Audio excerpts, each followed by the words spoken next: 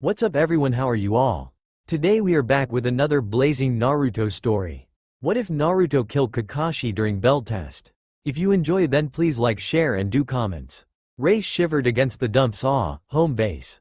She almost smirked. Home base indeed. The sight of her mysterious appearance, of her being held hostage, and now the only place she trusted to not cave in over her head or collapse under her. To Rei, to walk out of the alley would be admitting that she had done the impossible and gone into a fictional dimension. Because Konoha was not real. To say otherwise was a one-way ticket to the nearest happy home. Somewhere all good people wished to avoid. So Rei was going to sit in her little home base until she could look outside the alley and see modern people and modern buildings and no ninjas. If she ever got back to the real world, she would forever side with pirates. She'd never say stuff like a ninja had more class, or that jutsus were way more badass than any move Jack Sparrow could pull. Sea turtles all the way. She'd get a freaking tattoo of Davy Jones on her arm if she could just get home. Rei stopped her thoughts short as her stomach suddenly rumbled, cursing herself blue in the face. Right, her plan wouldn't work because people didn't live in alleys, home base or not. So what if she was wearing cargo pants and a jacket and a blood-stained t-shirt in the middle of a, not real, ninja village? So what if it was the middle of the night by now? Wait, that was important. Morning it would be, Rei decided, taking in the meager light from the lamp across the street from her alley.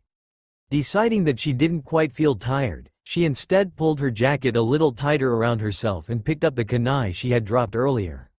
Looking it over, she thought it was almost special, in the way that it had her blood all over it and had nearly killed her that day.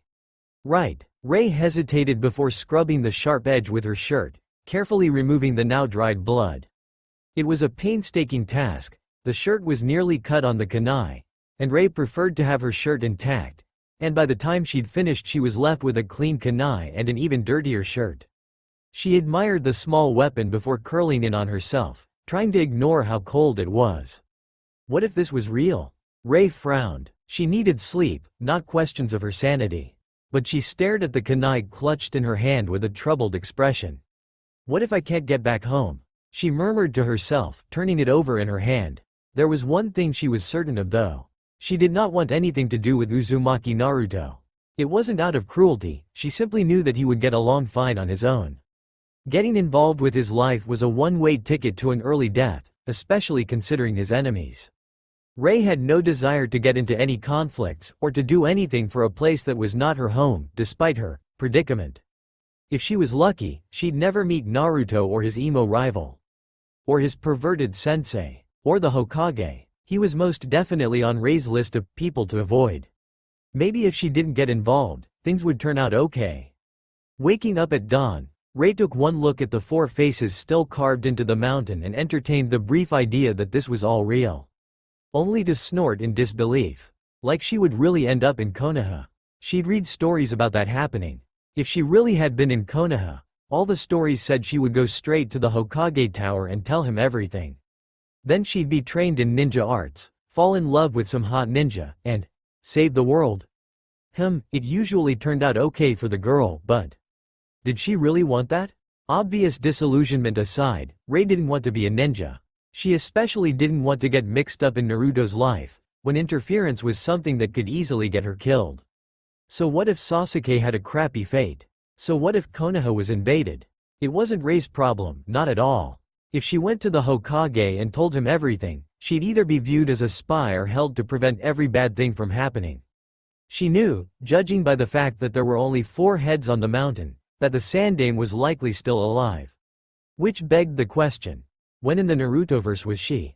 Assuming it was all real, of course. Sighing, Rei zipped her jacket to hide her bloody shirt and walked out of the alley, hands in her pockets. She frowned at an old couple that stared openly at her. What? She didn't think she was that weird. With dark hair, dark eyes and average height, she usually blended into any. Rei glanced down at her attire, comparing it to the ninja gear and civilian clothing. She stuck out like a sore thumb. Damn imagination, generating people that she didn't fit in with. Rei then passed a food stand, the smell setting off her stomach in a loud protest that the woman behind the counter obviously heard. Rei flushed crimson and ducked her head, quickly walking away as the woman shot her a look. The process was repeated about 2 more times before she scowled and marched to the nearest vendor, probably terrifying the poor man in the process. "Excuse me, sir?" The man eyed her appearance, rather unkempt from sleeping in an alley, and only nodded gruffly. She attempted to remove her customary scowl and schooled her features into a weak smile. "Ah, I was wondering if. This ain't no charity girl." He cut her off. "Unless you have money, no food." Ray flushed. "Well, she snapped her mouth shut at the withering glare and glared back at him, walking away and rubbing the back of her ear in irritation.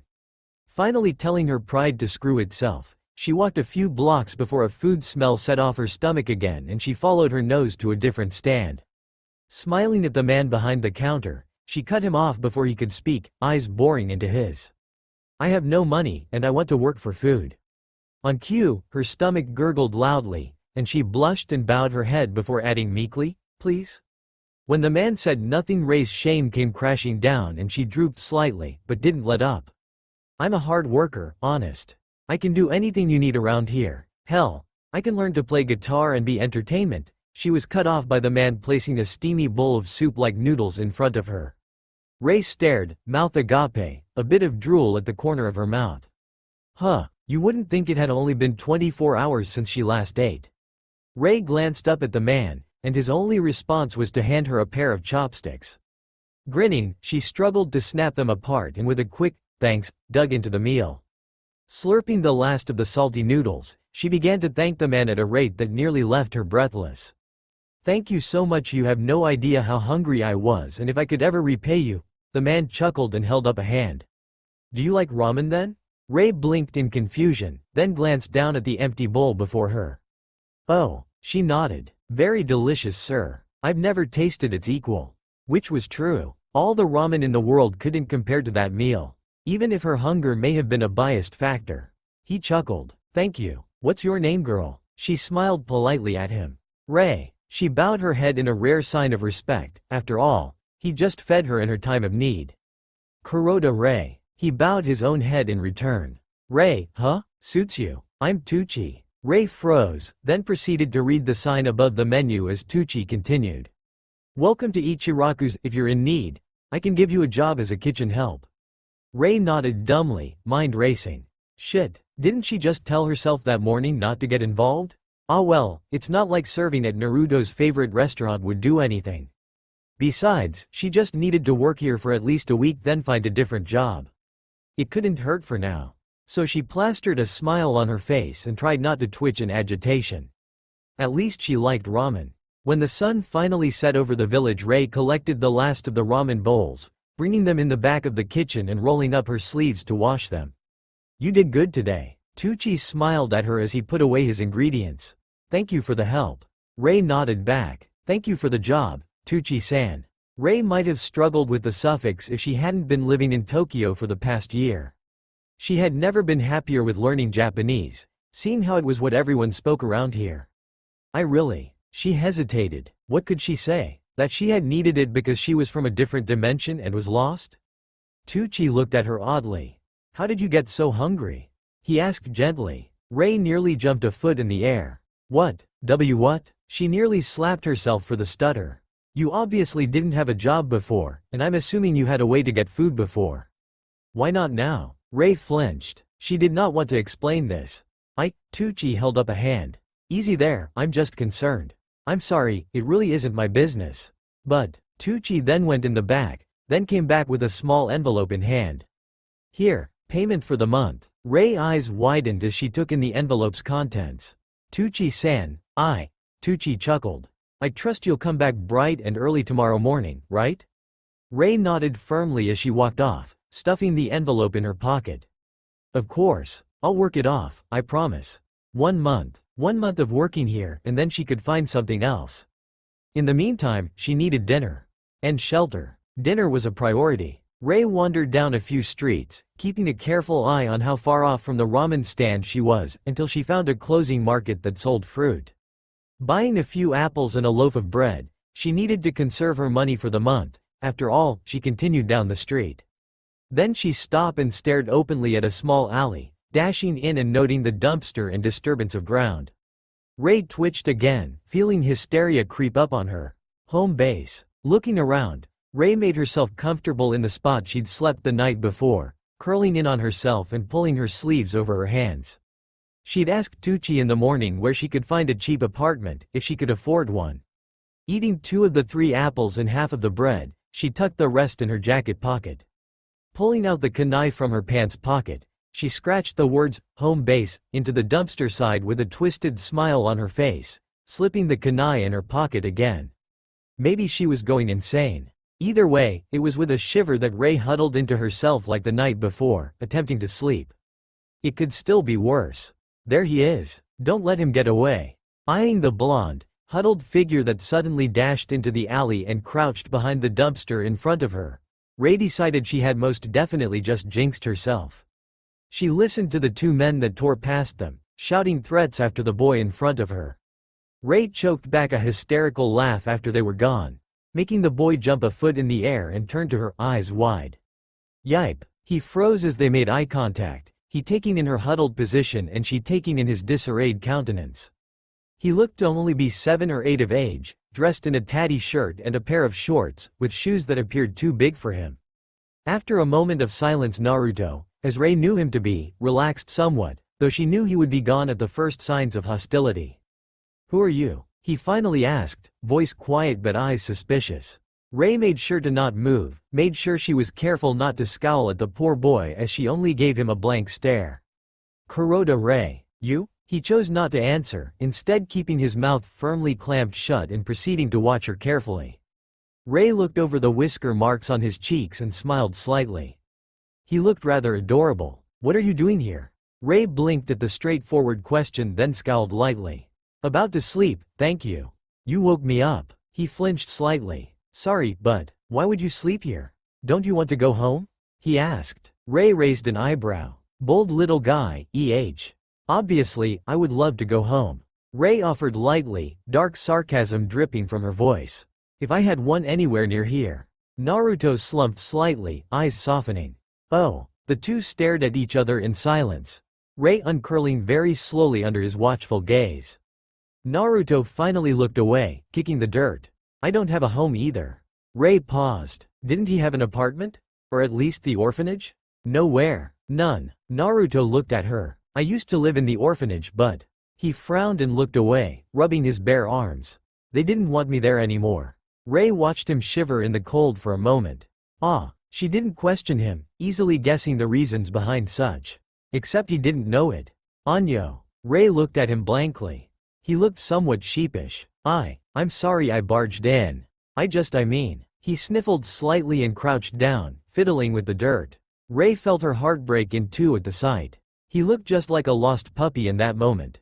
Rei had a soft spot for small animals. "Hey," she finally said, reaching out an arm.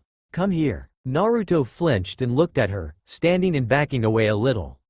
Rei smiled disarmingly. "It's okay. It's just cold, right? You look like you could use some warmth." Seeing how he didn't run, but also didn't come closer, she unzipped her jacket and shrugged it off, holding it out. "Here, you look colder than me." He stared wide-eyed at her bloody shirt. "What happened to you?" Rei shrugged, frowning slightly at the thought that she would need to go clothes shopping soon. "Just some bad luck with a guy being chased by a ninja." "It's fine though." He hesitated but inched closer, taking her jacket and wrapping it around himself. Rei almost shivered, but held it in. However, Naruto squinted at her, as though trying to see through her. Then he plopped himself next to her, huddling into her side. "Thanks," he murmured. Rei hesitated then tugged at him, pulling him into her lap and wrapping her arms around him. He went stiff at the contact, but slowly relaxed and leaned on her shoulder. Curling around the boy, Rei nuzzled her head in his spiky hair and sighed, idly remembering her promise to not interfere with his life. This was probably the last she would ever see of him again, but it was still a risk. "Nah, thank you. It was a little lonely here." Rei joked awkwardly. She then curled a little tighter as he shivered. "Hey, Naruto." The boy flinched harshly and she suddenly remembered that he hadn't introduced himself, and that he probably thought that she was going to hurt him. "It's okay. Not everyone hates you." Naruto didn't say anything, but judging by the shaking of his shoulders and the wetness on her arms, it was something he needed to hear. Rei was awakened by the stirring in her arms, and her eyes snapped open at the memory of the night before. Shit. Ah. Ray blinked down at the figure in her lap, then looked in the sky. It seemed to be about dawn, and she didn't want to be late for her new job. Tucci had been generous, after all. Naruto. Wake up. The boy in her arms flinched and jerked back, tumbling onto the ground with an oof. He sat up with a start, staring at her before slowly relaxing. Oh, right. Morning. Ray nodded at him before standing with a sigh, dusting off her pants. Naruto stretched, beaming at her. Ray smiled slightly in return. It was nearly impossible not to, after all. He then pulled off the jacket and handed it to her. Thanks, Ray said, pulling it on and zipping it again. Don't want people to freak at the blood, right? Naruto nodded eagerly. They stared at each other awkwardly before Ray shrugged. Yeah, okay, bye. And she walked out of the alley and down the street, trying to remember the way to Ichiraku's. Ray med as she followed a street that looked familiar, tugging the bread out of her pocket and nibbling at it. She frowned at the taste. Apparently it had gone hard overnight. Well, beggars couldn't be choosers, right? At least she'd lose weight. Ray frowned at the street sign above her and looked both ways, trying to remember the way before walking up to a nearby stand. Excuse me? Do you know the way to? Back. The old man behind the counter suddenly barked. I want nothing to do with your kind. Ray blinked incomprehensibly, then scowled heavily. Me? What the hell did I do? The man seemed to then notice her. I'll be with you in a moment, miss.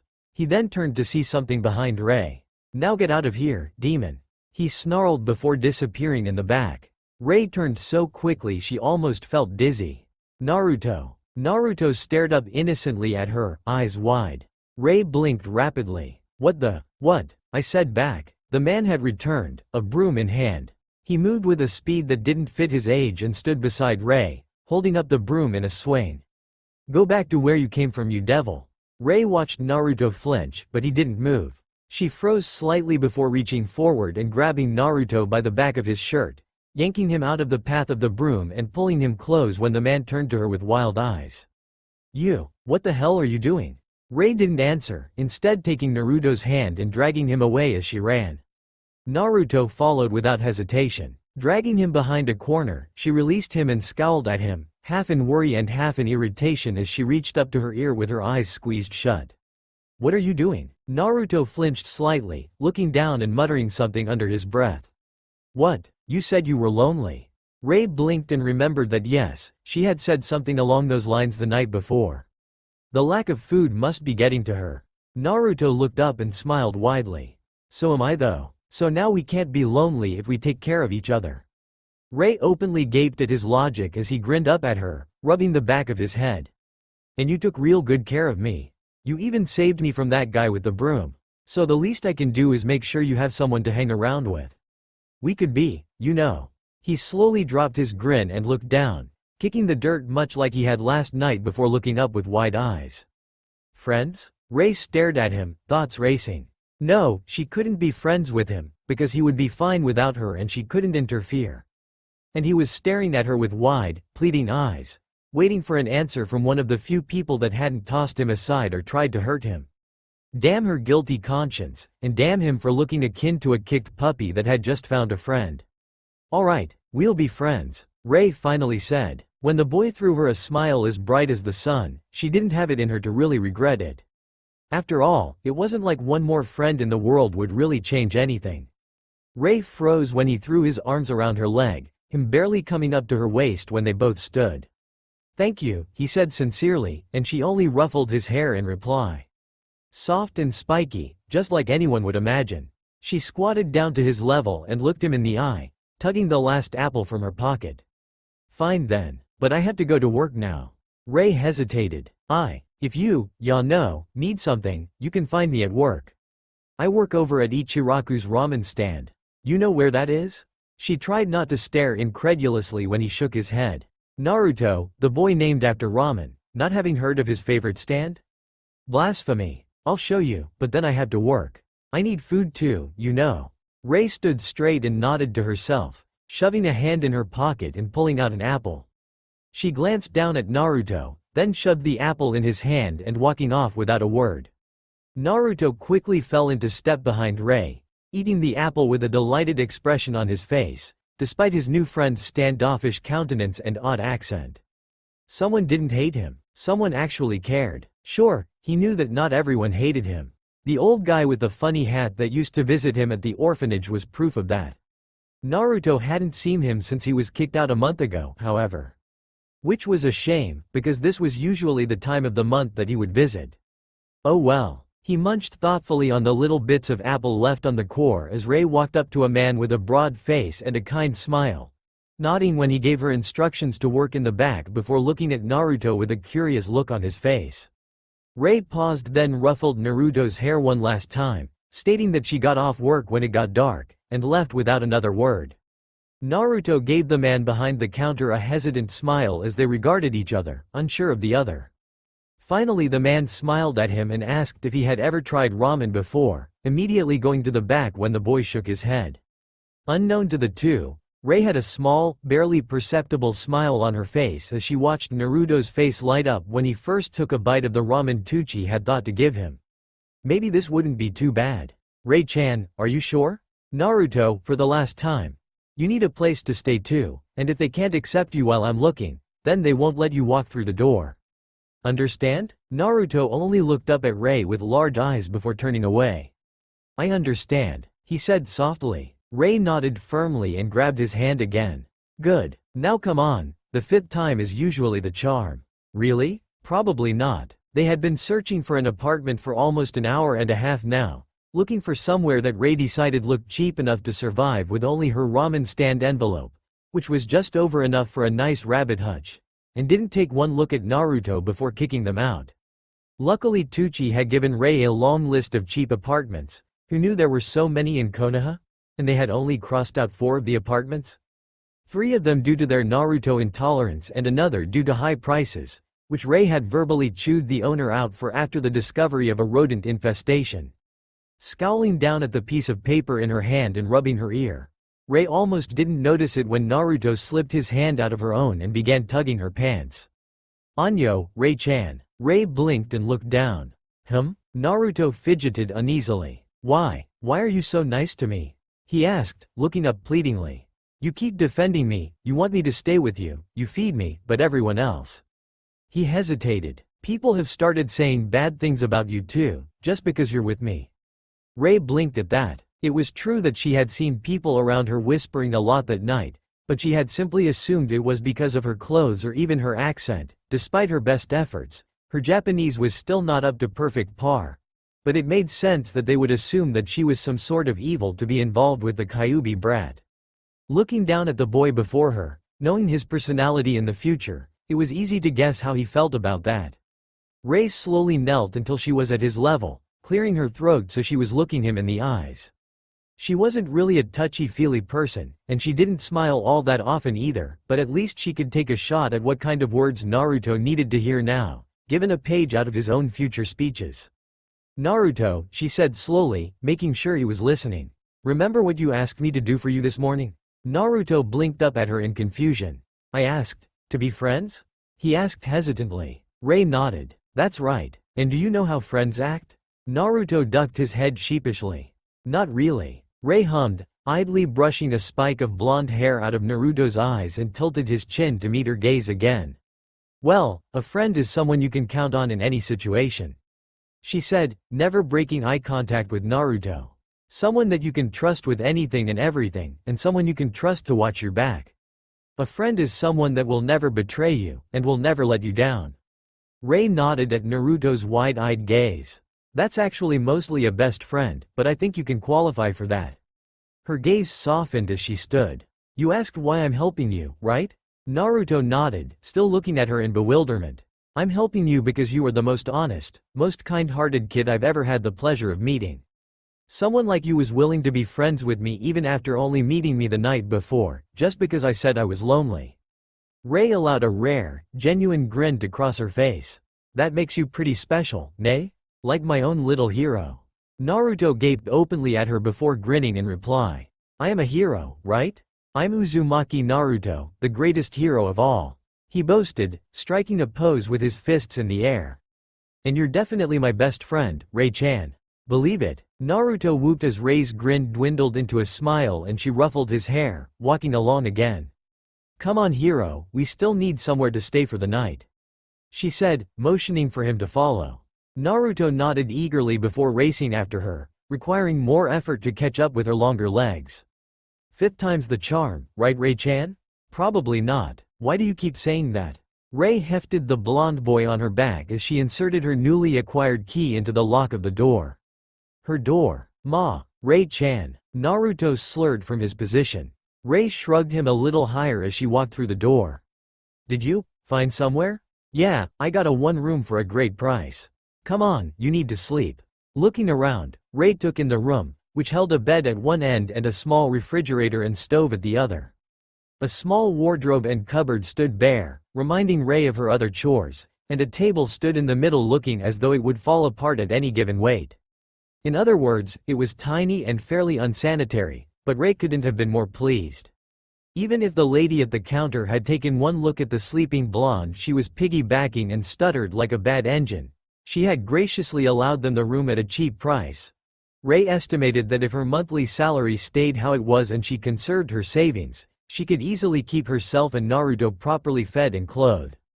And, based on her own knowledge of Naruto's childhood, he would probably get his own apartment soon, along with his own payment. Naruto yawned as Rei carefully set him in the bed, taking one look at the pillow and tossing it against the wall. She wrinkled her nose as it gave a large poof of dust at the impact. Rei-chan? Was the eighth time the charm? He asked sleepily, giving a smile. Rei shrugged, ruffling his hair as she pulled the covers over him. The 11th time, Naruto. She corrected absently. Now get to sleep. On cue, his stomach grumbled and he squirmed. Rei sighed. Sorry, we didn't have time for food. We can get some ramen in the morning, nay? Naruto smiled as he began to drift back to sleep. That's good, he muttered. Ichiraku's is the best, he yawned. The best ramen in the world. Believe it. Rei shook her head as his breathing evened out, signaling him falling into a deep sleep. Unbelievable. In only 2 days of her being in Konoha, Rei had somehow managed to befriend Uzumaki Naruto, somehow taking it upon herself to take care of him. Didn't she tell herself that he would be fine without help? Hadn't she immediately decided that interference was a long road that would probably only end in something akin to a bloody and violent death? But Naruto had looked up at her with large, puppy dog eyes and Rei had immediately thrown that out the window. And her speech about friends earlier, what was that? Was she really going to try and mold Naruto like that? To try and fix up Konoha's #1 unpredictable, knuckle-headed ninja into something that couldn't handle the problems thrown at him later in life? Well, Rei finally reflected, setting herself down on the edge of the bed and curling up at the foot. If I'm going to interfere, I might as well try and make it better. Starting with that god-awful orange jumpsuit. Rei-chan, Rei-chan. Rei looked up sharply from where she was setting a bowl of ramen in front of a customer, nearly spilling it all over the man. Naruto? The man blinked at the name and followed Rei's gaze, watching curiously. Naruto raced up to the bar, out of breath. Rei-chan, the Hokage. Rei wiped her hands on her new pants and walked around the bar, meeting the overexcited Naruto in front. It had been nearly 3 weeks since Rei had gotten her new apartment, the two going clothes shopping the next day. Rei had fitted herself in shinobi-colored pants, the closest she could find to her customary cargo pants, and boots. Regular shirts went under her dark jacket, the only article of clothing left from her original attire.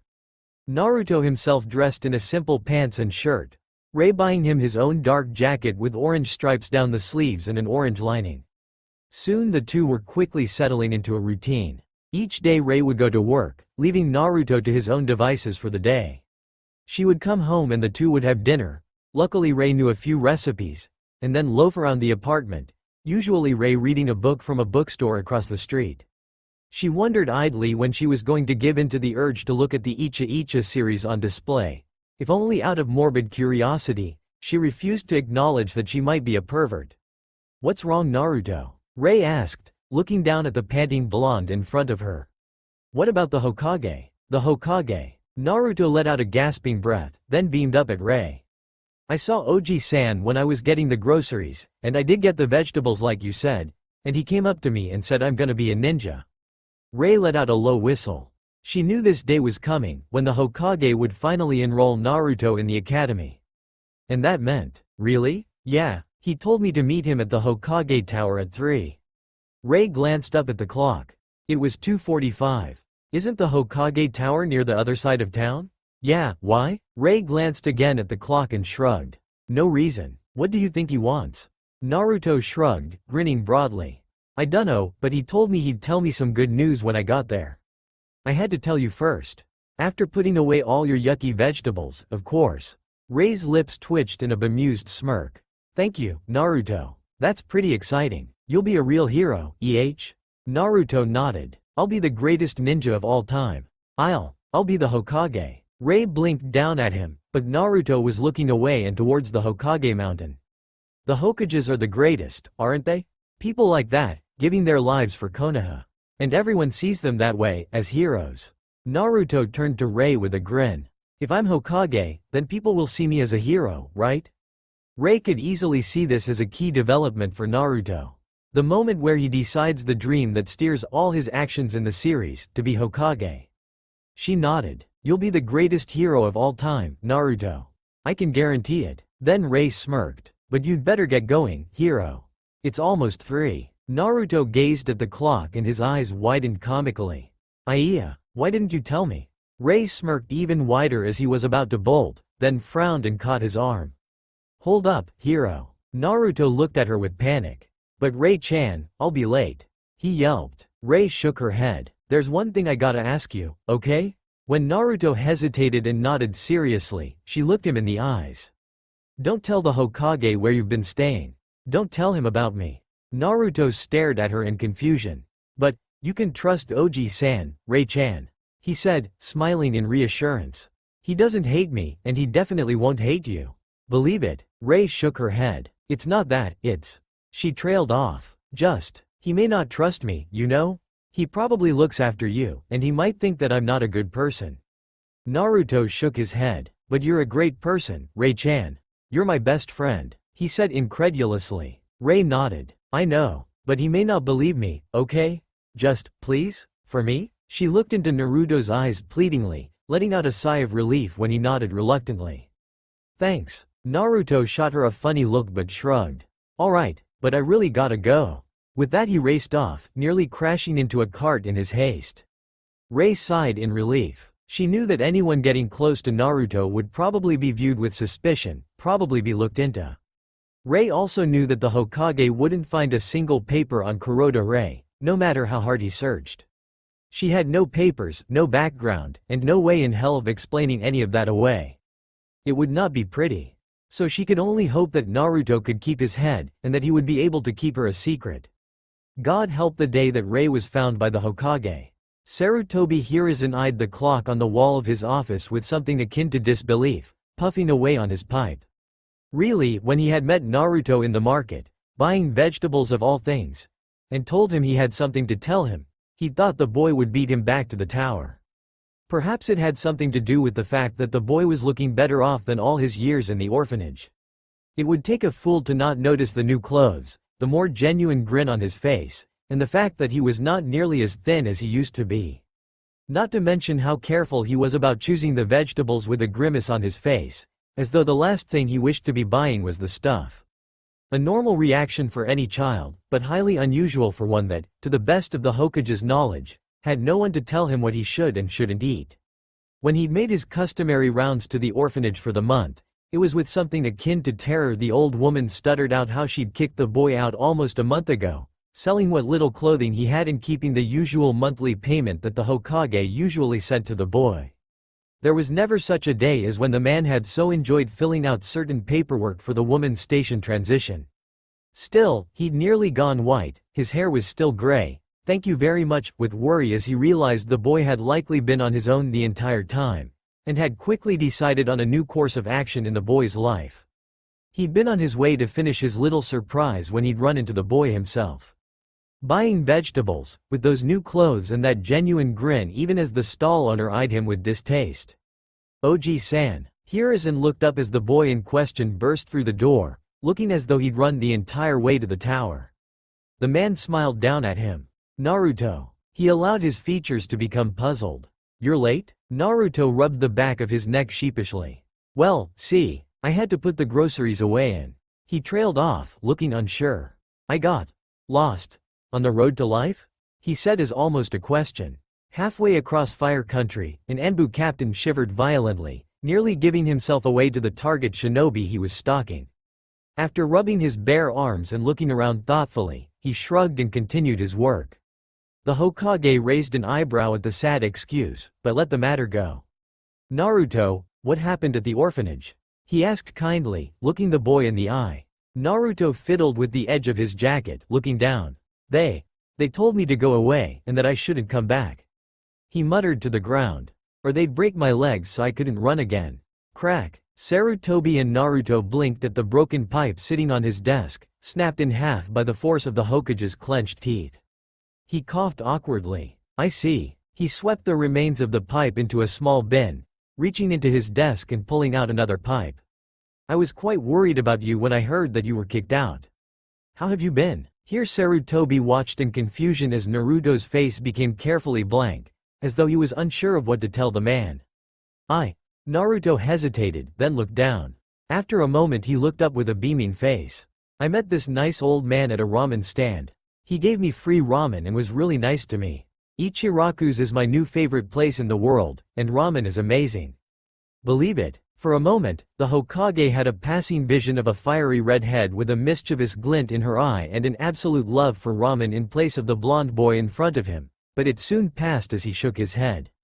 He'd have to reimburse the man for his kindness. Interesting, he murmured, looking at Naruto casually. And where were you staying? Naruto stiffened. Naruto, the Hokage said gently, not liking the look in his eyes. Is something wrong? You can tell me anything you know. Naruto looked at him with wide eyes, stuttering slightly. He shook his head. I met a nice lady. He suddenly said in a rush. She bought me clothes and let me stay at her place and feeds me every day. But she didn't want me to tell people about her, so I said I wouldn't, but she said that friends are someone you can count on, and I can count on you to not tell anyone, because you're my friend, right Oji-san? Naruto looked up at the man with wide, round eyes, pleading with the man to not ask anything about this mysterious woman. The Hokage inwardly frowned. It was nice that the boy had found someone that seemed to call him a friend, but serving a starving boy ramen and taking in the village pariah were two completely different things, and that she wished to remain anonymous made it all the more suspicious. Outwardly the Hokage smiled warmly at the boy he'd come to care for and said that yes, he was his friend and that it was nice to hear he'd found a nice friend. He then went on to say that he'd found a nice apartment for the boy, chuckling as Naruto's jaw grew slack and his eyes went wide. Inwardly he decided that he was getting far too old for this job. Yeesh, that was quick. I swear Ray jinxes herself. Or maybe those little pleas she sends to the fourth wall. That's me. Or simply me deciding no way in hell. Laughing face, it's payback for her stupid speeches she gives Naruto. They just come up and I think about how they need to be in there for future content, but then I realize that you guys will probably think Ray's the kind of person that goes and give life-changing speeches 24/7. So I'll tell you now, she's not. There's just a very considerable time difference between scenes, all filled with grumpy and non-speech giving, goes on with somewhat average civilian life Ray. Which is fairly boring. Yeah, so like I said last chapter, Naruto's childhood will kind of pass by in a blur compared to his genin days. Which is the entire manga, sadly. The next several chapters, depending on how I lengthen them, will be snapshot scenes of sorts, highlighting important events that happen in Naruto's and Rei's life. It really starts to slow down when Naruto is in his last year at the academy, and then it should go at a regular pace by the time he graduates. Then the real fun begins. Tilda chuckles evilly and rubs hands together. I'm seriously having way too much fun with this. Seriously. Reviews are appreciated. Oh, and for those who didn't know, aberration means a difference from the usual, or a change in a set course. Peace out. Absolutely not. Come on, Ray-chan. What's wrong with it? No, that's not a reason. Ray took another, shuddering look at the horrid orange jumpsuit that the boy had immediately run to the second they'd entered the store, and if possible her face went more deadpan than ever. Upon coming back from the tower, Naruto had immediately run up to her as she closed up shop with Tucci and told her all about his visit, saying how the man had enrolled him at the academy and how he now had his own apartment and that the Hokage was paying him and he could start wearing ninja clothes and… What was with that glint in Rei's eye? Rei had then taken him by the shoulders and said that she'd like to help him pick out his new attire, and Naruto was so excited that he practically dragged her all the way to the store that the Hokage had recommended. "Come on, Rei-chan. It's orange." Rei shivered. "Exactly. Naruto," she sighed and rubbed the back of her ear in irritation. "Do you know why ninjas wear dark colors?" Naruto made a face. "Because they're boring?" Rei sighed again. "No, because they don't want to be seen," she said patiently. "I know you like to be seen, Naruto, but what will you do if you're trying to stay hidden from someone that could easily kill you the second they saw you?" Naruto's eyes widened at the logic before he looked thoughtfully at the orange suit again. "I'd try to blend in," he finally said. Rei nodded in approval. "Exactly," she said again. "You are not going to go and make yourself a target for others, do you hear me?" she said firmly, shaking the boy's shoulder a bit. "There's nothing wrong with a little orange, but wearing something like that is like walking around with a 'kill me' sign on your back." "Come on," Rei said, dragging Naruto away from a horrible future of orange jumpsuits. "Let's find something a little better." Naruto pouted as he allowed himself to look at the darker varieties of shinobi wear, watching Rei shift through several stacks of shirts and pants. "You're just saying that 'cause you like dark colors," he grumbled. Rei blinked down at her own dark attire and simply shrugged, bundling up the pile she'd made. "Probably. Now try this." She shoved the bundle into Naruto's arms and shoved him towards the dressing rooms. "And don't you dare think about sneaking away, Rei-chan." Naruto whined, but closed the door to the dressing room with a huff. Rei waited patiently until he emerged, then looked him up and down with a raised eyebrow. "Nice." Rei had brought him some dark, typical shinobi pants, though with an orange strip running down both legs similar to the dark jacket Rei had bought him a while ago. Naruto wore a simple orange shirt under his jacket, customary whirlpool sign in the middle. Naruto shifted and tugged at his collar for a second, then grinned. "It's actually not that bad," he chirped, fiddling with the hem of his shirt. "You were right, Rei-chan. Too much orange is bad, but this is just right." Rei felt as though she had just done something amazing. "Wakey, wakey, eggs and bakey." Naruto only twitched in his sleep and rolled over, mumbling to himself. Rei sighed and placed said food on a plate in the middle of the table, then walked over to shake him. "Naruto, wake up. Don't wanna." Rei sighed again. "Do you really want to be late to your first day at the academy, hero?" she finally asked. Naruto shot up, eyes wide and fully awake. "Am I late?" he yelped, falling out of his bed and tangling himself in the sheets. Rei let him struggle for a minute, a smirk on her face, before he finally untangled himself and stared at Rei incredulously. "Rei-chan? How'd you get in here? You gave me a key." Oh, Rei had let herself into Naruto's new apartment that morning, realizing that Naruto might just sleep in like he did every morning that he used to stay at Rei's own apartment. It was only a few days ago that they had moved Naruto into his apartment, and Rei decided to ask Tucci for a day off so she could make sure that Naruto had a good first day at the academy. Naruto rubbed the sleep out of his eyes and yawned. "Rei-chan, am I really going to be late?" Rei smirked. "Nope, you actually have an hour to get ready and be there on time." Naruto whimpered, then blinked. "Don't you have work?" he asked. Rei shrugged. "I got a day off. Not something I can do very often, mind you, but I figured today was a good reason," she said, motioning to the table as she cleaned up the pan from cooking and put it away.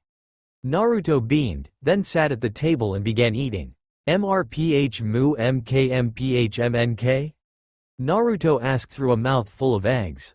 Rei shot him an evil eye, making him swallow reflexively. "Are you going to take me then?" Rei nodded. "I figured you might like someone to do that for you," she said, shrugging. "It was what my mom did when I first started school." Naruto blinked, then stared hard at Rei. "You went to the academy too?" he asked incredulously. "So you're a ninja?" Rei blinked and shook her head. "Different school, hero," she said flatly. "Ninja stuff isn't for me." Naruto watched as Rei shivered from an unknown thought and shrugged. "So," he trailed off, rubbing his arms. "Rei-chan." Rei raised an eyebrow. "Nervous?" she asked. Naruto shook his head fiercely. "No way," he exclaimed. "I'm gonna be Hokage someday, so the academy doesn't scare me at all." "Believe it," he trailed off. But, Ray watched as he looked up at her rather pitifully. What if they don't like me? He said meekly. Ray hesitated. It was a rather common question, and she could easily realize what he wanted to hear. She couldn't, however, lie to him. If that happens, she finally said, then you'll just have to show them how stupid they are. Naruto grinned, laughing. Right, because I'm. He trailed off as he saw the clock on his stand. I'm gonna be late if we don't leave soon. Shoving the rest of the food in his mouth, Naruto dressed in a flurry and all but dragged Ray out the door. Ray set the bowl of pork ramen in front of the man, watching in bemusement as he gave a start from where he was staring thoughtfully out towards the street. Oh, thank you Ray-san. No problem, Amino-san. Iruka smiled warmly, snapping apart his chopsticks and digging into the meal. When the man had first arrived nearly 2 weeks ago, Ray had nearly spilled ramen all over him in surprise, then inwardly scolded herself. Hadn't she known that the man was a ramen fan as well? Inwardly she wondered if she should mention to either Iruka or Naruto about the other, seeing how while both were regular customers yet had never been there at the same time. Nah, so how was class today? Ray asked politely. Iruka leaned back with a sigh. 1 month into another year, and I already can't keep up with the paperwork. Luckily Mizuki is pretty handy with that, and Iruka trailed off and seemed to debate with himself. And there's one student in particular, he said, carefully watching Ray's reaction. Uzumaki Naruto. Ray nearly dropped the bowl. Is something wrong? She asked sharply. Ray had never considered the fact that Iruka might be a Naruto hater, but he may have started that way. Nothing's wrong, Iruka said slowly. Just confusing. Ray relaxed slightly. How so? She asked casually. Iruka watched her through narrow eyes. What do you think of Uzumaki? He asked suddenly. Ray blinked, then scowled at him. That depends, she said slowly. On what you would do with my answer. The Chunin held up his hands. I'm just curious about why you're so interested. He said disarmingly. You seemed almost worried. Ray debated on what to tell the man, then finally shrugged. He's a good friend of mine. She finally said. And not many people really look out for him. Iruka blinked in astonishment. Huh, he let out a long breath. So you're the one he always talks about. Ray blinked. Say what? She demanded. Iruka chuckled, rubbing his nose. He always goes on about how he's going to be Hokage someday. He said in bemusement. And how he'll be the greatest hero of all time and protect his friends. A student once asked him what friends. Ray scowled, but Iruka ignored this. And the kid stands and shouts to the entire class about a girl that told him that he would show everyone what a hero he could be. Didn't mention any names, but I'm guessing that was you. He said. Ray sighed, nodding. Always the little loudmouth, she muttered, though not unkindly. Noisy brat. He's been okay in class though? She demanded. Iruka rubbed the back of his neck sheepishly. Well, there was one incident with the chalkboard. I heard you called the Hokage a closet pervert in the middle of class. Naruto nearly spat out his 7th bowl of ramen, instead choking on it. Ray waited patiently for him to swallow, before asking him with a raised eyebrow, where did you even learn that word? Naruto rubbed the back of his neck sheepishly. Some of the students were talking about one of the Junin instructors being a pervert.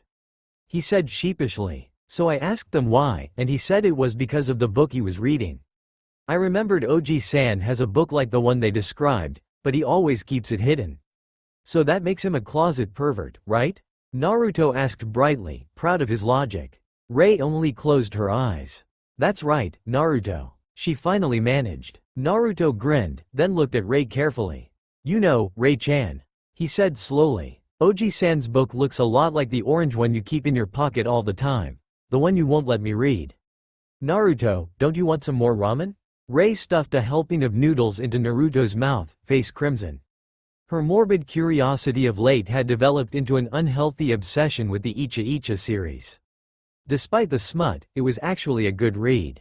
The plot was pretty good, the scenarios were simply hilarious, and the scenes were vivid. Ray-chan, why's your nose bleeding? Naruto looked worried. I've seen guys pass out from that. Are you okay? Ray only held a tissue to her nose and clung to what little dignity was being shredded by the boy in front of her. Come on, hero, she finally said after Naruto finished his ramen. Let's head over to the bookstore. I want to get something. Want me to lock up, Tucci-san? She called in the back. It's fine, Tucci stated, coming from the back. I'm expecting someone, so I'm running late. Go ahead though. Rei thanked him and she left, Naruto walking behind her. Walking in the store, she greeted the woman behind the counter. Kyo-san, she said. Kyo nodded at Rei. Rei-san, have you come for the latest Icha Icha? Or are you not finished with the last one? Rei blushed heavily and looked away. Not quite done with it, she managed. Naruto looked between the two before pointing at Rei accusingly.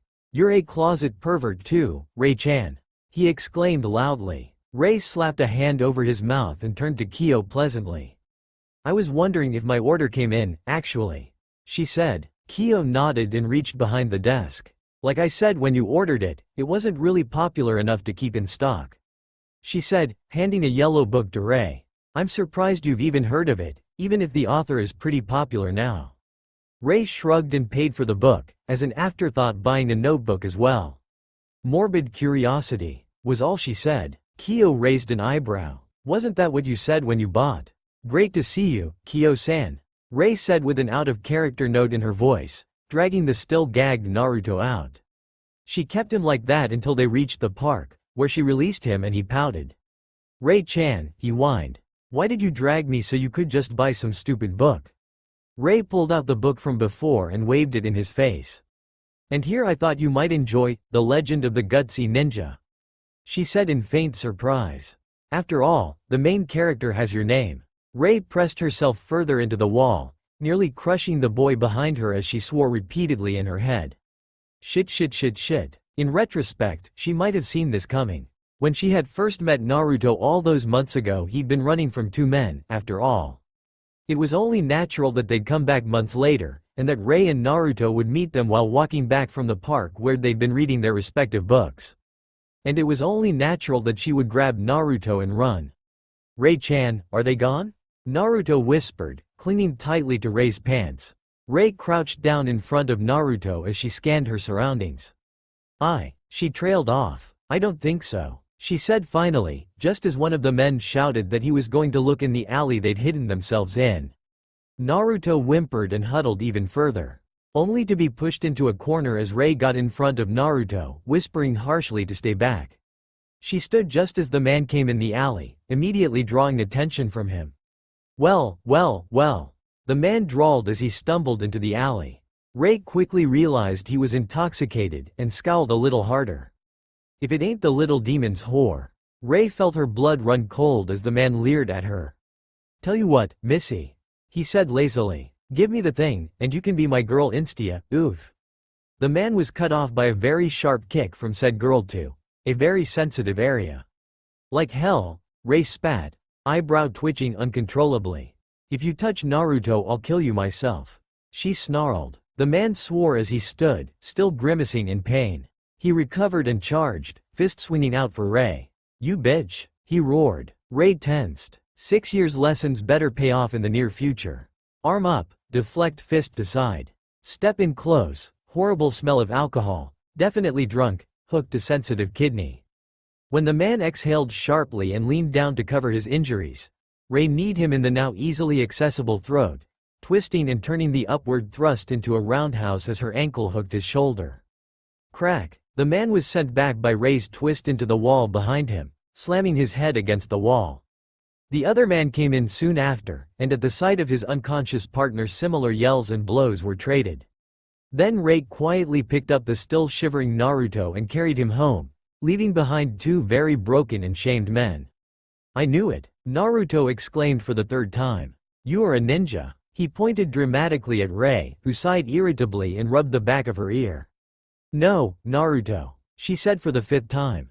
I am not. Learning to defend yourself and being a ninja are not the same thing. For the 6th time since they arrived at Naruto's apartment, Rei checked to make sure the door and the tiny window were both locked tightly, tattered curtain drawn and everything. How could I be so stupid? Taking Naruto to the park on October 10th was, in retrospect, like walking off a ship and into shark-infested waters. True, she hadn't quite realized such until she had locked them in the apartment and taken a glance at the calendar, but it was still mainly her fault.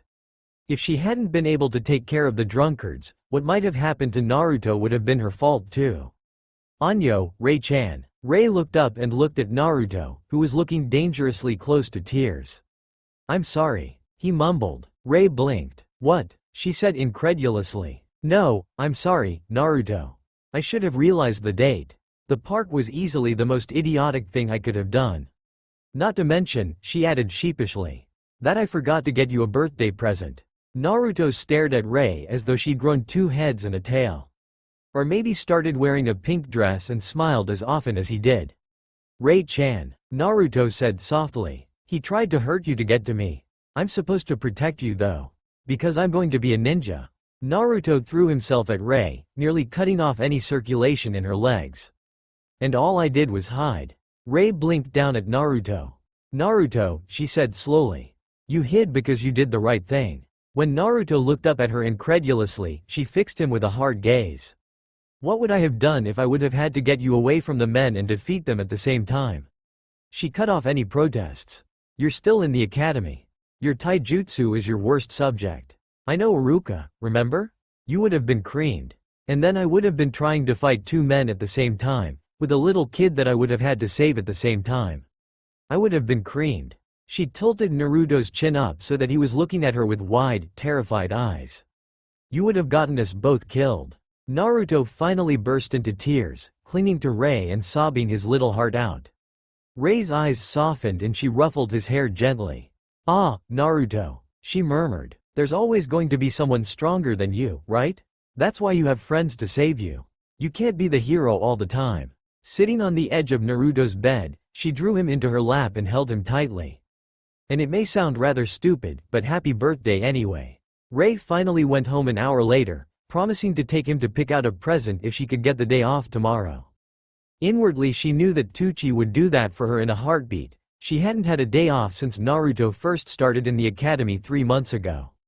She didn't notice the bone-white mask with red markings watching her walk back home, nor the way it vanished in a swirl of wind and leaves. The second Rei locked the door of her apartment, she put her newly purchased notebook on the table and sat herself down with a sigh, picking up a pencil she'd borrowed from Naruto's apartment. And she wrote down everything that she could remember about the manga. The first page she created as a reference to Naruto, writing down every little fact about him she could remember. Even the orange jumpsuit, though now she'd never have to see that monstrosity ever again. Favorite food, his godfather's name, the fact that he housed the Kyuubi, and eventually a list of significant events in his life. October 10th. Uzumaki Kushina, former Jinchuriki of Kyuubi, gives birth to Naruto, named after character in Jiraiya's book, Legend of Gutsy Ninja. Father Namikaze Minato, aka 4th Hokage, is then confronted by Uchiha Madara who releases Kyuubi due to weakened seal at childbirth. Parents die sealing last of chakra in Naruto. Unknown date, age 12. Fails Ninja Academy for 3rd time until tricked by teacher into stealing scroll from Hokage. Learns Kage Bunshin and about the Kyuubi. Gets placed on Team 7 with Junin Hitaki Kakashi and 2 Genin Sakura and Uchiha Sasuke. First part. Gullible idiot. Second part. Gullible strong idiot. Rei then moved on to Sasuke, writing down everything she could remember of him and Itachi, from details on the Sharingan to general comments on his personality and behavior. Seemed to be emotionally stabilizing until appearance of Itachi and Sharkman partner looking for Naruto. First part. Unstable emo set off at any mention of power or Itachi. Second part. Sadistic bastard still set off by Itachi. Freakishly powerful and generally overuses the word revenge. Rei then moved on to Sakura, though there weren't many things on the girl she could remember. She still did the best she could, noting her chakra control and place in team. First part. Fangirl. Second part. Prodigal medic nin with super strength. Rei also wrote a section on Kakashi.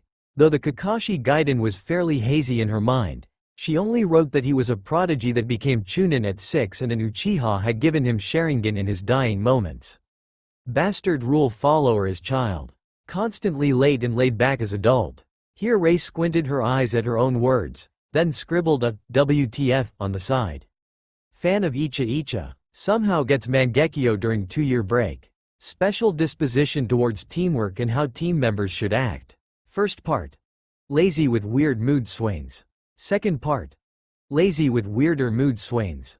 Rei wrote on into the night, writing everything she remembered of the main characters, though mostly Team 7 and the Sennin, until she finally moved on to the general happenings in Naruto. Rei wrote on their first C-rank mission, though leaving out things she couldn't remember, though mostly specifics of the first attackers. She wrote about the Chunin exams and how Orochimaru attacked and cursed Sasuke. She wrote about the Sandaime dying and how Naruto went with Jiraiya to find Tsunade, learning the Rasengan. She wrote about Sasuke's defection, making vague notes about the sound nens that the team had to fight until the battle in the Valley of the End. She then wrote how Naruto left with Jiraiya for 2.5 years, coming back to find Akatsuki. Rei then wrote about Madara's plan to extract the Biju and create a 10-tailed monster, also creating a whole section on Akatsuki and every member she could recall. She put in every tiny detail she could remember, seeing how any of it wouldn't happen for at least another 4 years. And she hadn't even touched the manga since she was 16. Memory tended to fail after that time. As a failsafe, she wrote it all in English. She hoped that her constant use of Japanese around here wouldn't make her forget any English. Then she'd be screwed. Ah well. Rei sat back with a sigh, rubbing her sore wrist and raising an eyebrow at the clock. This was more important, she decided, than a good night's sleep. Just in case she needed to remember something later. She resolved to keep the small notebook with her from now on, seeing how losing it would be absolutely unacceptable. Rei then hoped that this wouldn't all come back to bite her in the ass. Your report, Jackal? The Hokage watched the Anbu in front of him with a solemn look on his face, looking every bit the intimidating professor he was known to be. The shinobi in front of him shifted uneasily, before reporting in a blank monotone. At school it was fairly stressful. One of the teachers would shoot Uzumaki glares throughout the entire lesson, but the other managed to balance out the day. The boy sulked all the way to his usual meal at Ichiraku's until the girl. Here the Anbu faltered, something that the Hokage noted with a raised brow. Jackal, I need to know everything about Naruto's day, he said sternly. Just report, until the girl brought up the fact that he had called you, forgive me Hokage-sama, a closet pervert in the middle of class. Sarutobi didn't even twitch, but inwardly decided to have a talk with the boys sooner or later. When the man didn't outwardly react, the Anbu continued. The two talked for a while until the girl took Uzumaki to a small bookstore and picked up a book. She then took him to the park where they spent approximately 2.5 hours reading. Sarutobi raised an eyebrow. Naruto? Reading? According to Iruka, the boy had to be forced to read anything. The books? He asked curiously. The girl brought a volume of Icha Icha Paradise. Sarutobi coughed lightly, and she gave the book she had purchased to Naruto. The Legend of the Gutsy Ninja. At this the elderly man raised both eyebrows. Could she? No, impossible. But still intriguing. Go on, he said, leaning back and closing his eyes. And when they left the park they were attacked by 2 drunk civilians. The Hokage's eyes snapped open and he was at attention all at once. Did you interfere? He demanded, scowling slightly at the man. When the man shook his head he nearly exploded, but stopped short at his next words. I didn't need to. Hiruzen blinked as he continued. The girl displayed admirable skill in an odd taijutsu. What style exactly? Sarutobi asked. The Anbu shook his head. I've never seen anything like it, he said in monotone, but Sarutobi had been a shinobi too long to not hear the slight frustration in his voice. It was a style without any basic stance or forewarning, instead relying on the target's own attack to pull their body into a leverage. In essence, it was their own strength turned against them. The scuffle lasted only 45 seconds. Sarutobi leaned back with a sigh. Suspicious, but still not on a good basis for any investigation. Can you say she was a shinobi then? The Anbu paused, then shook his head. No, her movements were only civilian-level speed, and the men were not fatally wounded. It was more surprise than anything that downed them, although I believe that is the point of the odd style. She also displayed a very small amount of killing intent, suggesting only minor experience with actual fighting. Sarutobi med to himself. What happened after that? The boy was severely distressed, and the girl carried him to his apartment. I believe she was given a spare key to it, and locked themselves inside of it for an hour. She then retired to her own apartment for the night. The Hokage nodded, again leaning back. Thank you, Jackal. A report on what you've learned about the girl? The Anbu nodded. Her name is Kuroda Rei. Dark hair and dark eyes. Wears dark shinobi colors, though it seems more out of personal preference than anything. Has an odd scar on neck the shape of a lightning bolt across her jugular. Works full days at Ichiraku's ramen, and lives in a small apartment about 10 blocks from it. Uzumaki is in daily contact with her. Sarutobi nodded again. Half of that he'd already heard from Iruka, among other things. And if what Iruka says is true, she has a considerable influence over him. He muttered, almost to himself. If she's trying to manipulate the boy for her own means, it has yet to show though. He continued on. If anything, Naruto only seems to be more dedicated to Konoha than ever. I can't imagine why she wouldn't want Naruto to mention her to me. Actually sir, Jackal hesitated. When we first learned the girl's identity, Falcon ran a background check on her. Sarutobi raised an eyebrow. And? Nothing, Hokage-sama. Falcon couldn't even find an eyewitness account of the girl until 5 months ago.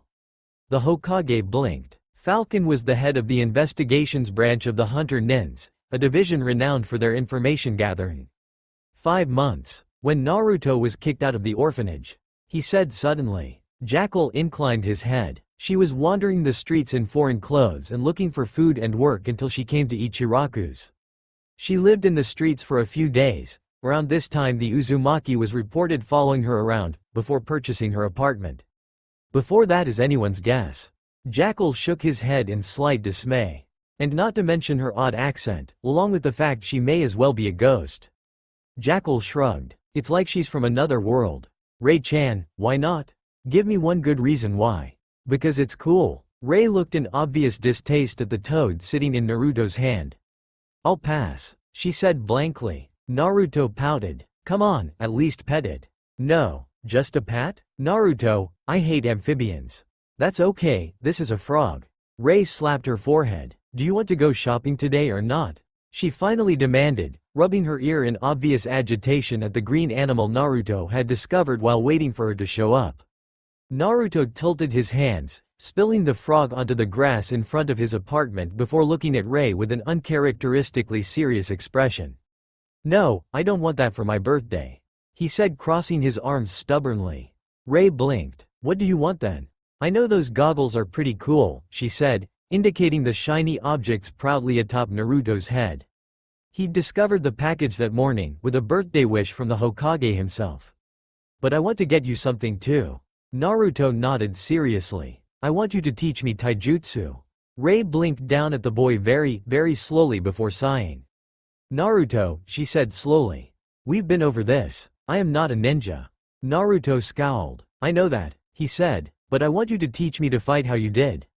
It was so cool, he exclaimed in excitement. They were like, rawr. But then you just stood there and went right up to them and you kicked that one guy in the... Naruto. Ray squeezed her eyes shut. Why would you want to learn that? She finally managed. Ninja don't use that fighting style. Aren't you learning taijutsu at the academy? Naruto pouted. But it's hard, Ray-chan. He whined. They're always telling me I have to move a certain way and I end up getting hit because I do it wrong. But you didn't get hit even once. Please? He begged, eyes wide and pleading. For my birthday? Damn whoever invented puppy dog eyes to hell and beyond. Ray sighed heavily. Fine. She scowled and stalked away, a fiercely grinning Naruto at her heels. She could easily imagine the large bone in his mouth and wagging tail. She then resolved to buy a dog in the near future. They walked until they reached a more secluded area of the park, Ray stopping and holding out a hand for him to stop. Before I teach you anything, she suddenly said, staring Naruto in the eyes. I want you to promise me something, right now. 2 things, actually. Naruto nodded eagerly. Anything, Ray-sensei, he chirped. Ray twitched. 3 things then. 1. Don't call me sensei. I'm not teaching this to you because you're my student. I'm teaching this because you're one of the few people I know in Konoha, and you're practically family to me. I'm teaching you because you're the closest I've ever had to a little brother. She nodded sharply, ignoring Naruto's incredulous look. 2. If you're going to learn my fighting style, you need to understand that it is developed for self-defense only, and is meant to really hurt others. Not to kill, but to hurt. Badly. Her eyes tightened. Which means if I catch you using this against someone that isn't attacking you first, I will stop teaching you immediately. Naruto nodded, looking down. I understand. Ray nodded. Good. 3. Her eyes softened. I want you to be careful, hero. She said softly. You see that stone over there? She pointed to the blue memorial stone standing innocently about 10 yards away. There's a long list of heroes carved out in that stone. But they all have one thing in common, they all died. She ruffled Naruto's hair, taking in his wide eyes. Being a ninja is damn dangerous, so you have to promise me one last thing. Don't make me regret teaching you how to get in danger. Don't make me regret not disapproving your dream because you wanted to be a hero. Don't make me carve your name on that stone. Do you hear me, Naruto? She grabbed the boy by his shoulders, looking him in the eye. Don't you dare get yourself killed. It'll be the promise of a lifetime. Naruto nodded slowly, then beamed up at Rei. I promise, Nei-chan. Rei's eyes widened and she grabbed him in a fierce hug. Now you're never getting out of that promise. Stupid little Otuto, she murmured, setting him back and crossing her arms. A glint came in her eye. Now let's see how you punch. Sarutobi watched Rei school Naruto through a punch, teaching him proper balance and a stance almost similar to the academy's own taijutsu stance, only to coax him back into a normal stand after the punch was completed. When Iruka had reported Naruto to be missing from his classes that morning, Hiruzen had immediately taken a guess and pulled out his glass ball, switching the image to the boy's apartment just in time to see Naruto request to be taught by the girl. In his first observations of the girl, he'd been rather surprised to see how often she'd scowled at something Naruto said or did, even smirking a bit when he was in distress from something, usually self-inflicted, only to scold the boy a moment later.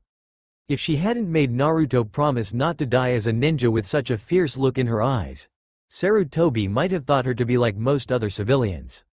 It was a foolish hope, one that all civilians that were close to ninjas tried to cling on to. Judging by the sad look in Rei's eyes when he'd promised, she knew that too.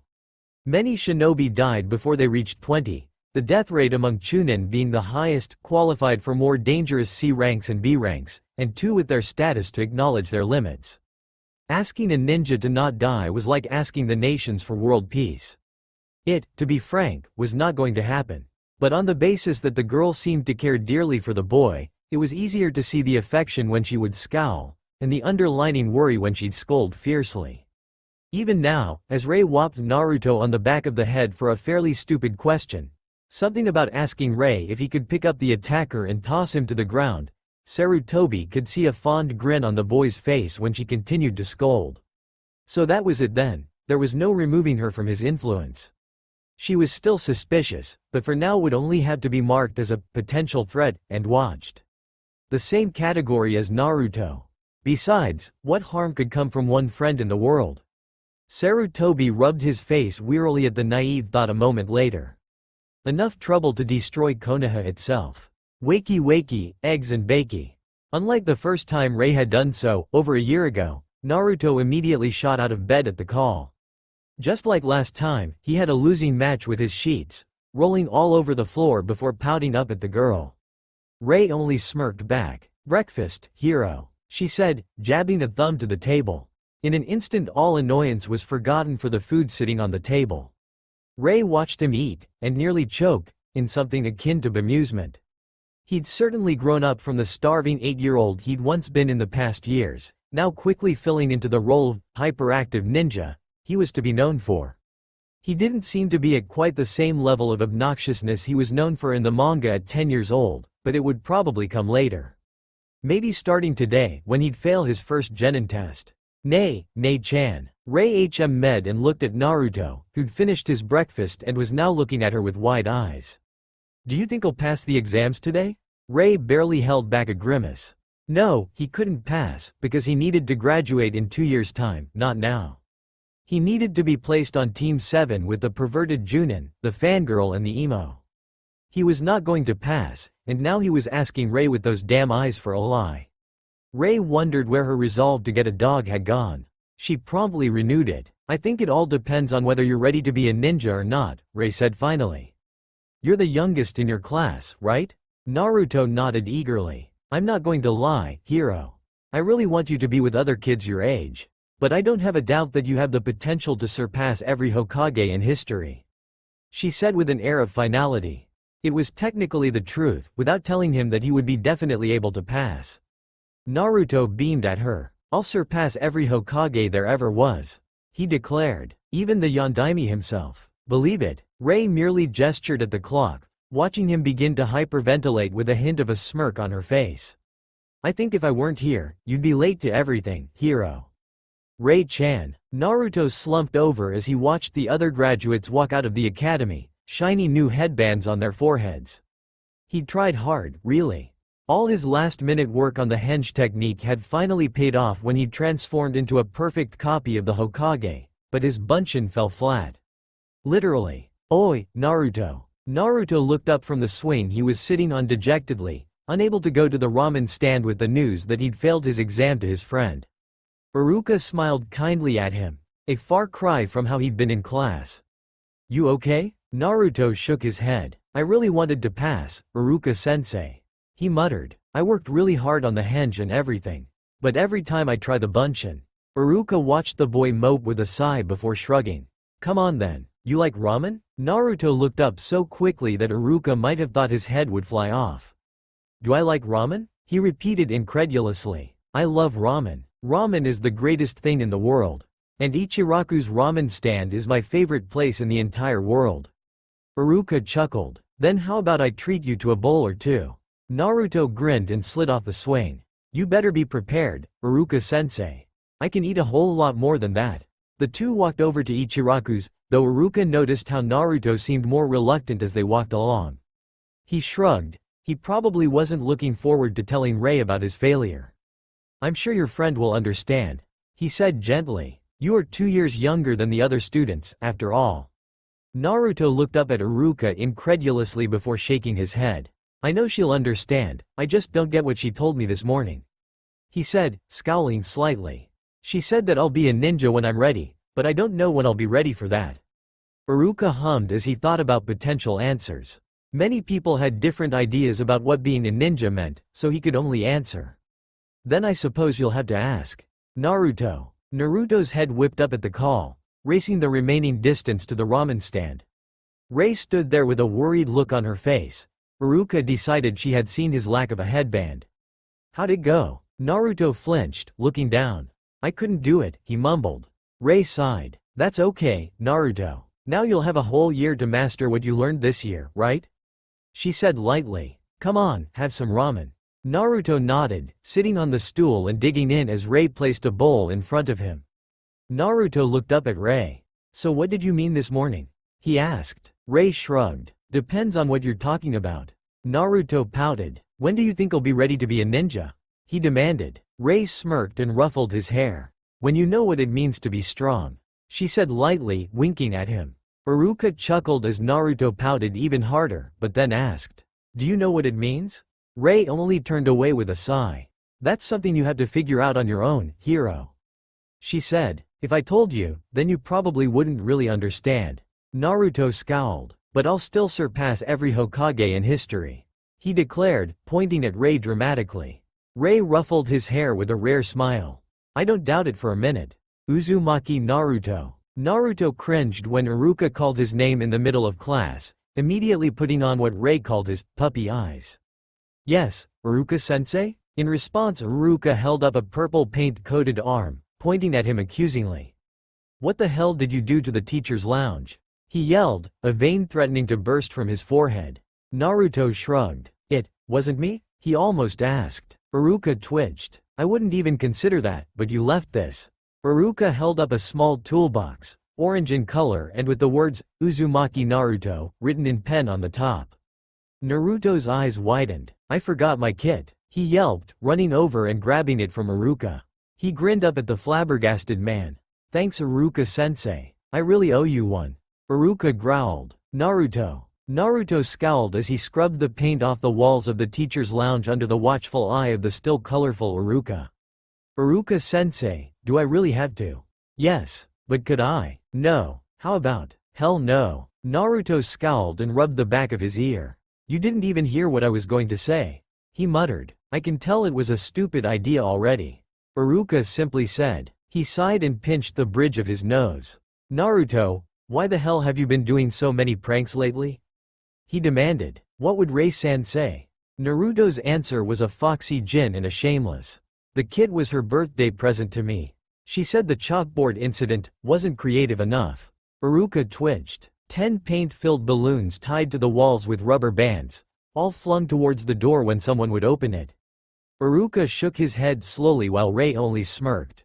If only he would put such dedication into his school. He created the most inventive trap I've ever seen. And from a room with only one door and no windows. Ray placed the bowl of ramen in front of Iruka, still smirking. You'd think that ninja would be impossible to prank. She said lightly. Aren't you all trained to be on your guard from traps?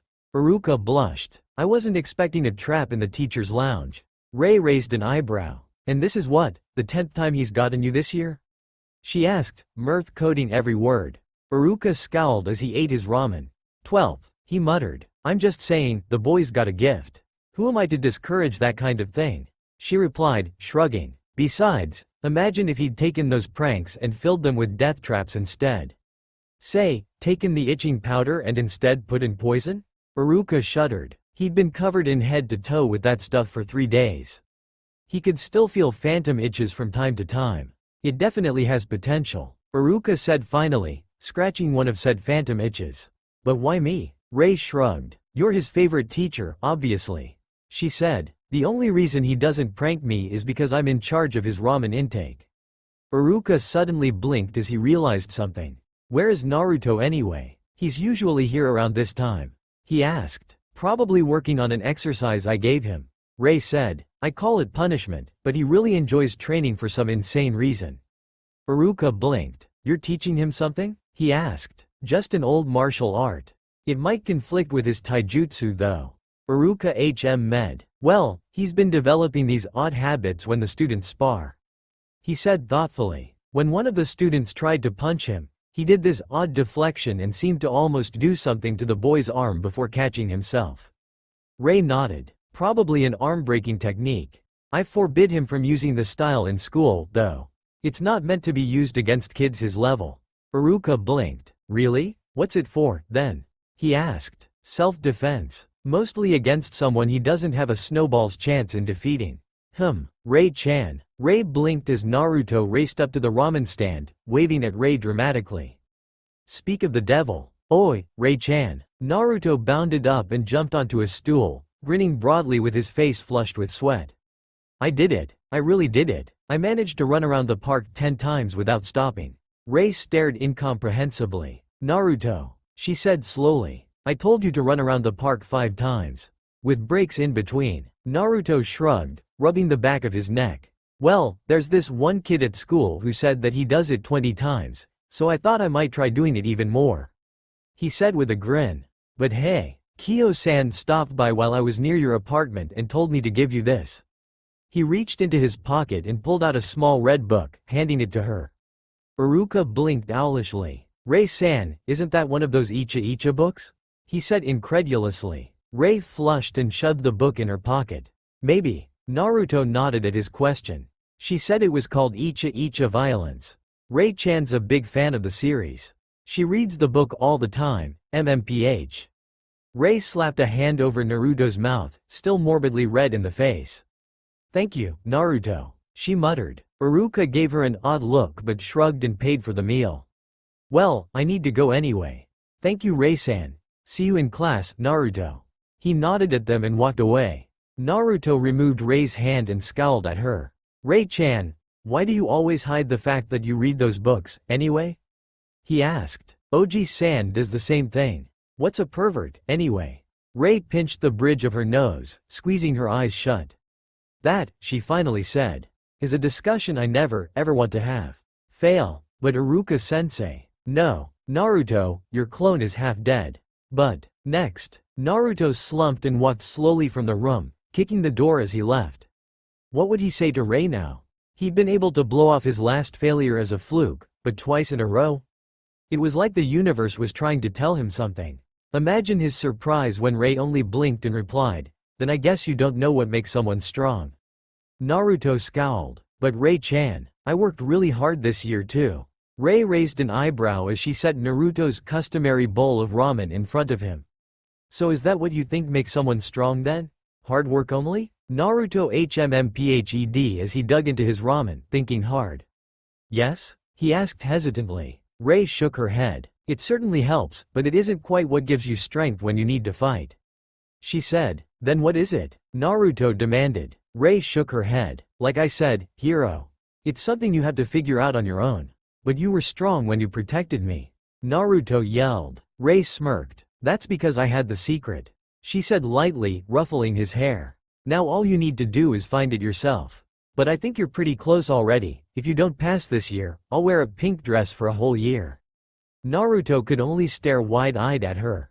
Really? Naruto, when have I ever gone back on my word? Rei asked. Naruto considered this for a while, then shrugged.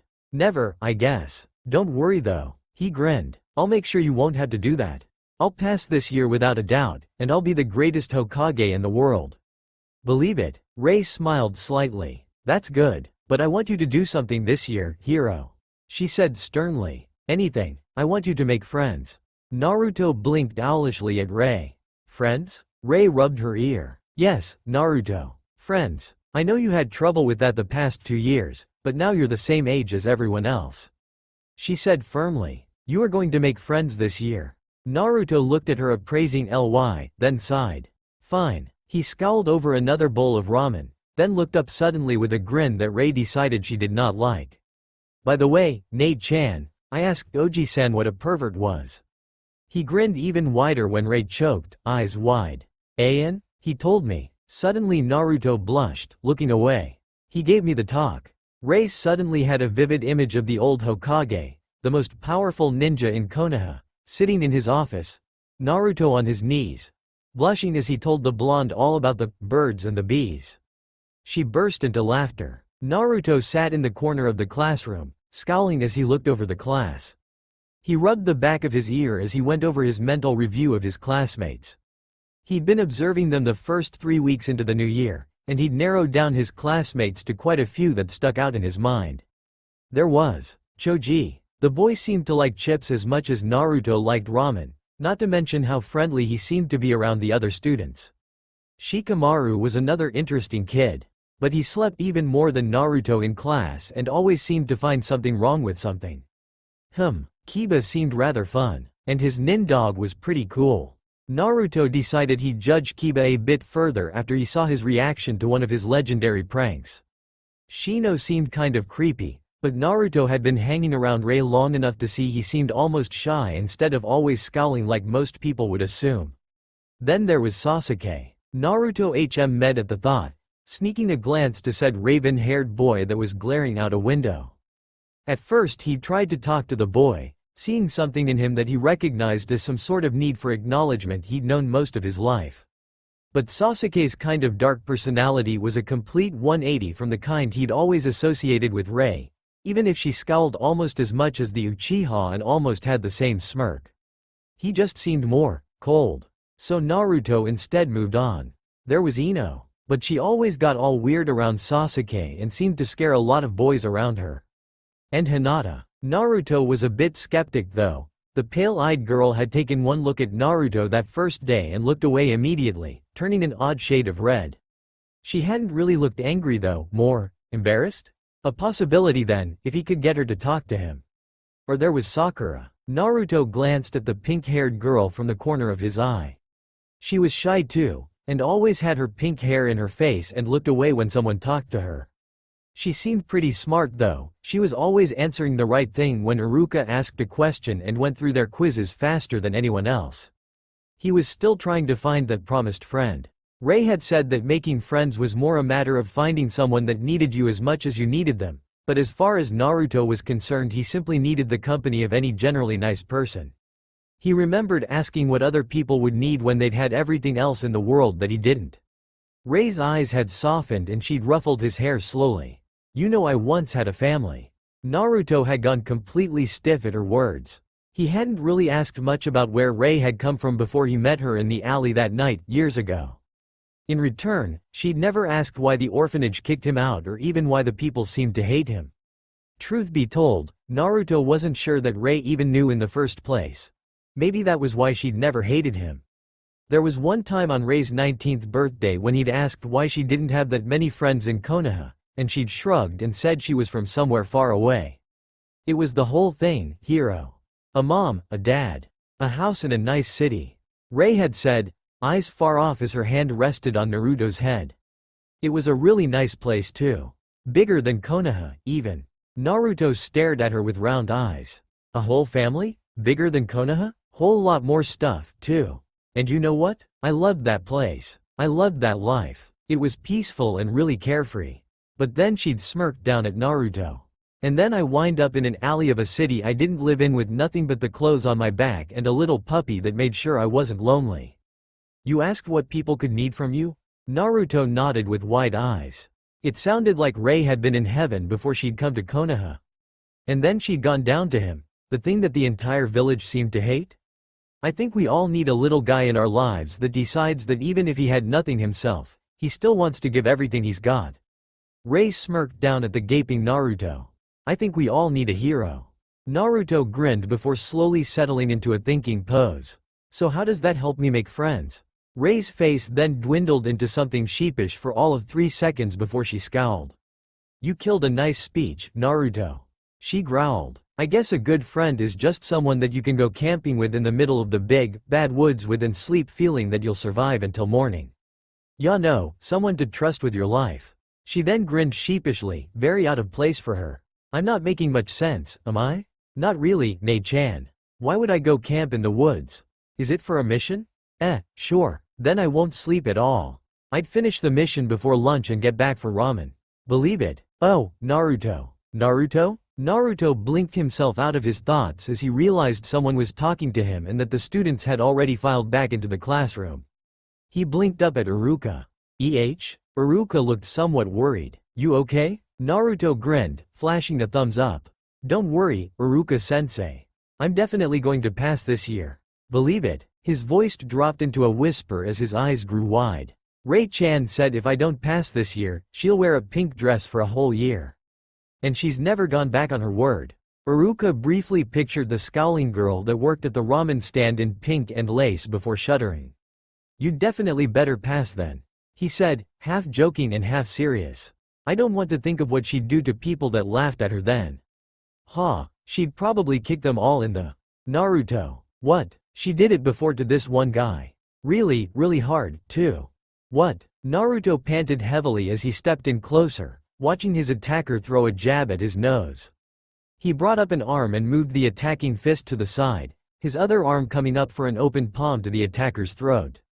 When they gagged and paused, he kicked the side of their knee, bringing his own knee up and directly into their falling face. He then flashed a peace sign at her. Did it? Rei absent-mindedly rubbed her face and throat as she stood, though she still smirked. Naruto hadn't been going hard enough to actually harm her like he could have, something she really appreciated. Not bad, Otuto. She said finally. You almost let down your guard when you kicked me though. If I'd been faster, I would have probably gone for your throat. Naruto pouted. You always go for the throat though. He whined, unconsciously holding his own neck. Why? Rei shrugged, tapping the odd scar on her neck. It's the most vulnerable part of the body. She explained. One hit to it, armed or unarmed, can easily get you killed. Naruto HMMPHED. But you don't let us spar with kunai. He exclaimed. Or shuriken. Or anything. I don't know how to use any of that stuff, hero. Rei scowled. Martial arts is meant for when you have nothing but your own body. But, she peered at Naruto appraising ly. Using most of the moves I taught you with a kunai in your hand. Yes, those would work. Naruto grinned. So can we try using kunai then? Rei looked at him incredulously. Hell no, she exclaimed. I'm not suicidal, but I think it might be interesting to learn with a practice stick. I actually did learn some basics of using daggers with the style. Rei waved off his expression. But later. For now I want to work on your moves. You're still somewhat sloppy. I just keep forgetting which way to move. Naruto growled. It's hard because I'm learning Academy Taijutsu too. Rei med. That's a problem, she finally said. Because you suck at Taijutsu more than this. You're actually really good at this, she reassured him. But if there's one thing I've learned, you can always be better. I'm not even a master at it myself. Naruto grinned. Then I'll just train harder. He exclaimed. I'll master it no problem. And I won't go back on my word. Believe it. Rei suddenly paused as a movement caught the corner of her eye. Naruto, she said quietly, not looking at the tree where a dark-haired figure seemed to be hiding. Did anyone follow you from the academy? She whispered. Naruto blinked and shook his head. Not that I know of, he said, shrugging. Why? Rei pointed to the tree, where the figure gasped and hid behind it. Oh, hey, you, Naruto yelled to the tree. Get out here. Spying on people is rude, you know. Rei's sweat dropped. Naruto still never ceased to amaze her sometimes. Sorry. Rei blinked as a tiny girl about Naruto's age timidly stepped out from behind the tree, head down in shame and fingers pressed together nervously. I was just curious, she said quietly. Rei swore in her head as she realized that it took her at least a minute of staring before she recognized the girl as Hyuga Hinata. Her memory was starting to fail. I know you, Naruto exclaimed, pointing to her. You're that girl that always turns red when I talk to you, he said, cocking his head to the side. Are you sick or something? Naruto. Rei whopped the back of Naruto's head. She then raised an eyebrow at the girl. Well, it's okay, come here. At least introduce yourself. The girl eeped quietly but walked forward, looking up and meeting Rei's eyes, who tried not to fidget as milky eyes stared at her. My name's Hyuga Hinata, she said quietly. Naruto blinked and grinned. I'm Uzumaki Naruto, he said, pointing to himself. He then pointed to Rei. And that's Rei-chan. She's kind of scary at first, but she's really nice once you know her. Rei whopped his head again. Kuroda Rei, she said, trying to remove the scowl from her face at Naruto's words. She wasn't that scary, damn it. Nice to meet you. Hinata only looked away from Naruto with a blush, making Rei's eyebrows raise and a smirk slowly form. She hid it with a cough. So, Hinata. Rei glanced sideways at Naruto. How long have you been there? Hinata flushed. About half an hour. Rei med. They'd been sparring for at least 40 minutes. It was a rather secluded section of the park that they were always in, so they usually didn't have visitors. Rei only said that it was private lessons anyway. Hey Rei-chan, can Hinata stay for a while? Naruto suddenly asked, turning from where he'd been staring curiously at Hinata. I know it's private lessons, but Hinata's really good at taijutsu at the academy. She's probably as good as Sasuke even. Rei raised an eyebrow at the very red Hinata. Is that so? Rei murmured. That's fine, then. We've only got about half an hour left, anyway. Care to join us, Hinata? Hinata blushed and nodded. Naruto grinned. Great, then we can all go get ramen after. Do you like ramen, Hinata? Naruto decided he'd found a good friend when she blushed and nodded. Thank you, Rei-san. Rei shrugged as she set the bowl in front of Hinata, handing her a pair of chopsticks. It's no problem, she only said. Naruto, sitting beside Hinata, grinned as he set down his third bowl. So Hinata, he said, pushing his bowl towards Rei. What were you doing at the park anyway? Not many people go to where we were.